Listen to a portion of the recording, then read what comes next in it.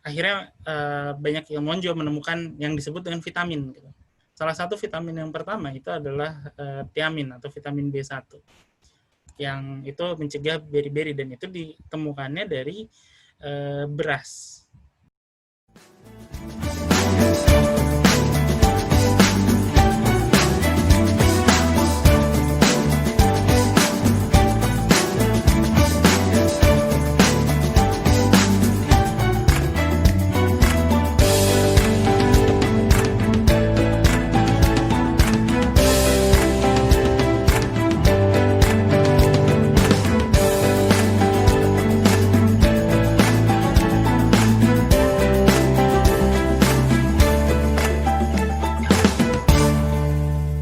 Kemudian kalau kita bertanya, kenapa sih harus menulisnya itu dalam bahasa Inggris gitu? Kenapa tidak publikasi aja dalam bahasa Indonesia sebanyak-banyaknya, dan mengharapkan orang lain yang membaca atau belajar bahasa tersebut? Sebetulnya bahasa sains itu bukan bahasa Inggris gitu. Mayoritas ilmuwan sekarang bilang bahwa bahasa sains abad 21 itu adalah broken English. Jadi di mana sekarang ilmuwan lebih banyak datang dari Cina, datang dari India, di mana bahasa Inggrisnya tidak seperfect itu. Tetapi sebelum-sebelumnya, misalnya di abad ke-19 ke abad 20, tentunya kita bisa lihat bahwa bahasa sains di masa itu bisa bahasa Jerman, bisa bahasa Perancis. Dan sekarang ya karena di abad ke-20 dan abad 21 ini bahasa Inggris yang mendominasi, ya kita harus memanfaatkan bahasa sains itu atau lingua francanya itu sendiri. Saya mau ambil contoh, ini terkait dengan institusi di mana saya bekerja, Riken, dan juga institusi di Indonesia yang bernama Lembaga Eijkman.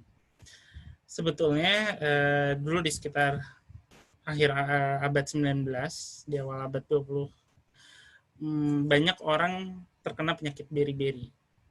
Nah, jadi mereka banyak ilmuwan mencari solusinya, mencari substans atau bahan yang bisa mencegah beri-beri. Dan akhirnya banyak ilmuwan juga menemukan yang disebut dengan vitamin gitu.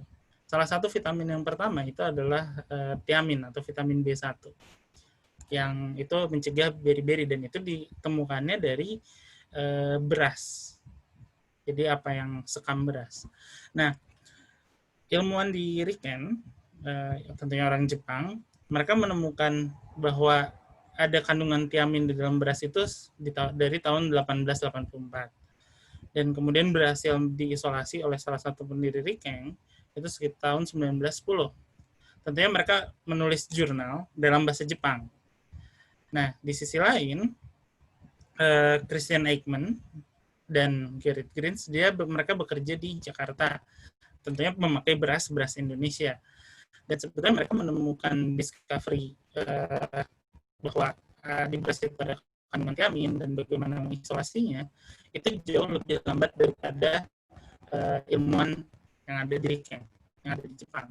Tetapi saat itu mereka menulis artikel jurnalnya dalam bahasa sains saat itu, yaitu bahasa Jerman. Nah, akibatnya yang mendapatkan Nobel adalah Christian Eijkman untuk penemuannya atas vitamin B1 tersebut. Jadi mengapa kita harus menulis di bahasa sains di masa itu adalah supaya apa yang kita temukan itu bisa dibaca oleh banyak orang. Nah, dan itu sebabnya makanya kenapa mungkin banyak penemuan yang ada di Indonesia, yang banyak ada di negara-negara yang tidak berbahasa Inggris, yang sebetulnya itu sangat penting, tetapi tidak banyak orang yang tahu karena simply itu tidak ditulis dalam bahasa sains saat itu. Nah,